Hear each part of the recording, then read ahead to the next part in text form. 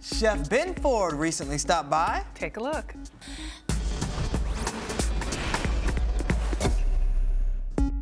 Our next guest may have a famous last name, but as a celebrated chef, restaurateur, and now cookbook author, he's letting his food speak for itself. Here to talk about his new book, Taming the Feast, is Chef Ben Ford. Welcome to Arise 360. Oh, thank you for having me. Taming the Feast, a field guide to adventurous cooking. Sounds dangerous. What is adventurous cooking? No, it's just it's having an adventure. It's enjoying the process of cooking.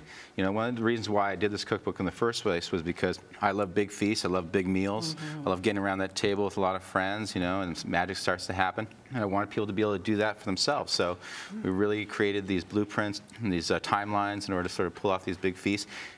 Up to 100 people if you should you have the inkling to do that. Otherwise, That's what you call catering. Well, you know, no, people get crazy sometimes. But other than that, if you want to cook for 8 to 10, all the recipes are scaled down to that, so you can bite off as much as you want to. I like that ratio. Yeah, I can handle the 8 to 10. Yeah. But it's just enough, you know, to create that same sort of feeling you want around the table with lots of friends and sort of stuff. But these aren't your peanut butter and jelly type of meals. You're creating everything from pig roast to clam bake. I mean, but that's the best way to cook for a lot of people, really.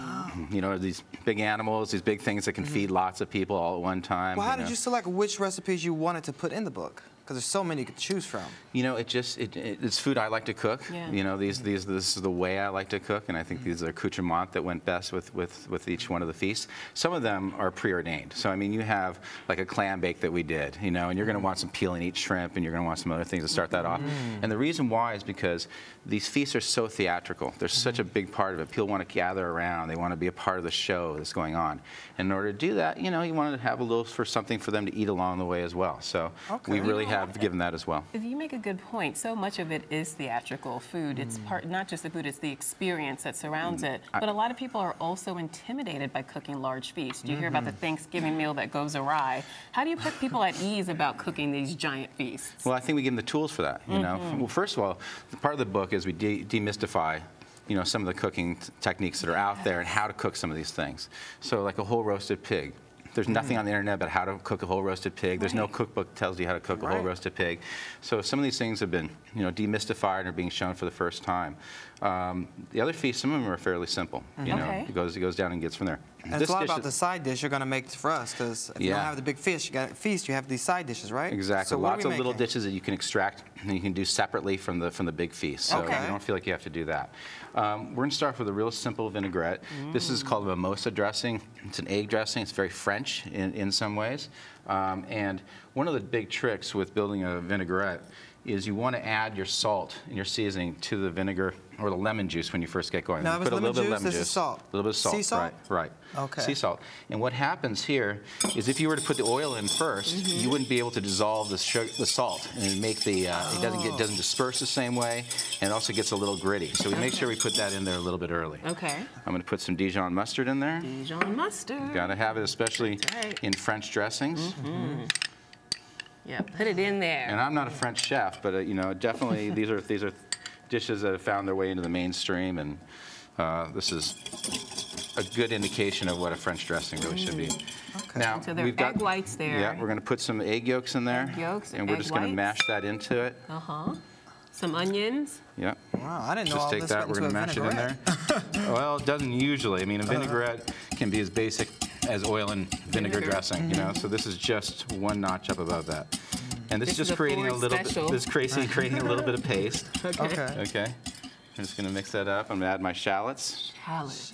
Yeah. Everything smells so fresh. Shallots are great because they have a little more of a story than onions do. Yes. And they can be a little bit sweeter. I just love them. They're the onion's fancier cousin. Yes. And now we're going to start slowly adding our olive oil. Okay. Why do you have to do it slowly? Just so it doesn't break on you. It just makes a prettier dressing, which adheres to the lettuce a little bit better. Okay. That is looking good. It is. This one is actually part of our fish fry. We have a big fish fry feast in the cookbook. Oh, now you're talking. And this is the salad that goes along with that. And what's really nice is, you know, this salad just cuts through the fat of the fresh fish and gives you an ability to tell a little more story with the feast. So I'm going to do that and add a little black pepper. Black pepper. I like the story too. Always a little pepper in there. Fresh herbs. Spice. You can never. This is a little bit of parsley. Parsley, got it. Okay. Just gonna mix that up again. Just keep on mixing. Now, out of all the feasts in your book, what would you say is the easiest one to prepare for someone like me who has no idea? There's a burger block party, which has Now this you're talking. I can do outstanding, that. really, really good burger in it. Okay. I like It's not that. too intimidating. I like that one. Okay. There's also a nice sort of Thanksgiving feast in there as well. It's a Sunday roast feast that works really well. And you know, all these feasts are approachable. You know, they really are. How did bit you by learn bit. how to cook? Did your dad teach you, or is this something You know, that my you picked mother up was on your my own? mother was a great cook. She was a great She was a cook. super super cook. My dad's pretty good too. He's got his chops. Really? Really? Harrison Ford in the kitchen? He can cook. He can cook. And Han Solo can cook. we're going to challenge him a little bit this year because we're going Do to you guys challenge. have cook-offs? Dad, you can't throw down like we me. don't do that. No? He can throw down, but we don't do it. You know what I'm going to do this year is I'm going to give him this book for Father's Day. We'll see how he kind of turns it out. There you go. with That's it. nice. Smart. Yeah. Smart.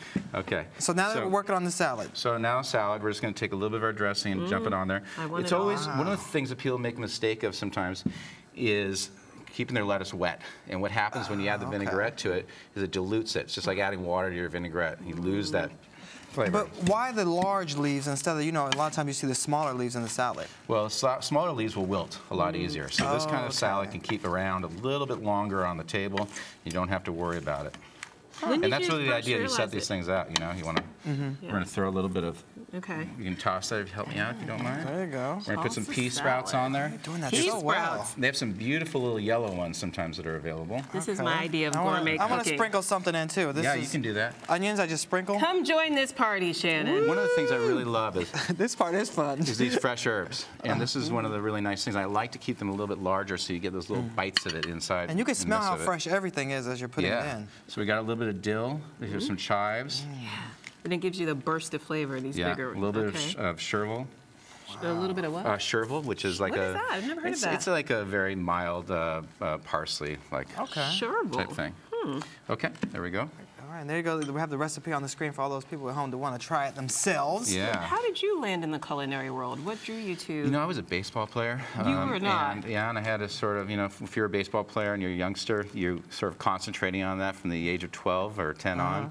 So how do you go And from the diamond to Chervil? I got a bad shoulder, you know, so I had to look for something else to do, and got a chance to follow a passion of mine, which was, you know, to cook for a profession. And the way I did it was, literally, I blew out my arm. A week later, I was in the car with a couple of Jacques Pepin videos and some of my mom's kitchen knives, and I literally drove to San Francisco and started banging on back doors and did it the Wow. old-fashioned way, because this is like 1987. So you never wanted to follow in your father's famous footsteps and be an actor? You know, it's not a bad profession. You know, I learned a lot from watching him, but I'm the oldest son, and I saw the trials and tribulations. I saw what it took, and I guess I thought baseball would be easier than going into acting. But you know, they're both tough There you go. tough But you ways to know, go. being a chef, That looks great. especially one like you create a theatrical experience all the time, like you were saying earlier. So much of cooking Yeah. is part of that, creating an ambiance, creating a scene, particularly at a great restaurant. Absolutely. So I mean, there's tools and there's things I've learned from him. Obviously,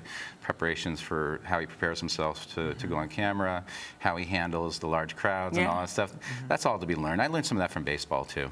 You know, we played in front of 30,000 people, and you had to like that or not be a part of it. Wow, and now you're cooking for just as many people. Tell us about the Ford's filling station. I mean, they're blowing up all over Yeah, we're on to our third location. Third one's going to be downtown Congratulations. across from Wow. Staples Center, so we're happy about that.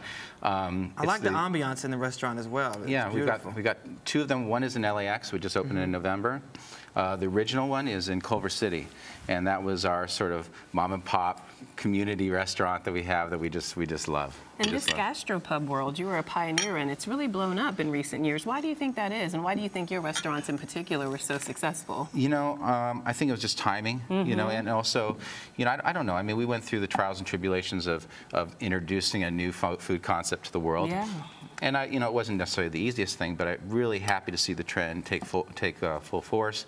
And it's just a good example. You know, people get down about recession and things like that, Yeah. but just so many good things for restaurants. Because you get the chefs kind of lighten up, they start cooking for their people again, Yeah. and great concepts like a gastropub start to surface out of those kind of climates. So. Well, Right. if you're making food like this there, then I can definitely come. If the salad is this amazing, I can imagine the Definitely- feast, what they definitely taste is. like. Thank you, All thank you. right. Let me chew I'm it. gonna be- You're not So the we're doing only this one. Italian way with the hands. Yeah, so Hands, Italian, why yes. Who needs a fork? not? When it's this good, you can eat with your fingers.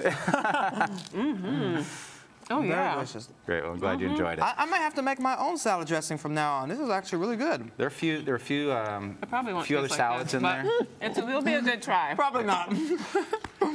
So even though this is a menu cookbook, there are lots of appetizers, salads, things like that you can extract from it and cook delicious. on your own. But it's all really super flavorful stuff. Where can we buy your book? Yes, tell Anywhere us. the books are Taming the sold. Beast. Anywhere the Anywhere the books books are sold. When can we come over for dinner? Right. Make that's easier than doing the feast that's ourselves. easy because I got the restaurant. Anytime you Right. want. Okay, well then we'll see you at the restaurant, and I want this meal right there. Okay. Yeah. I'll get the book. You know what I'm talking about. You're watching Arise Entertainment 360. And I'm Thank you. eating.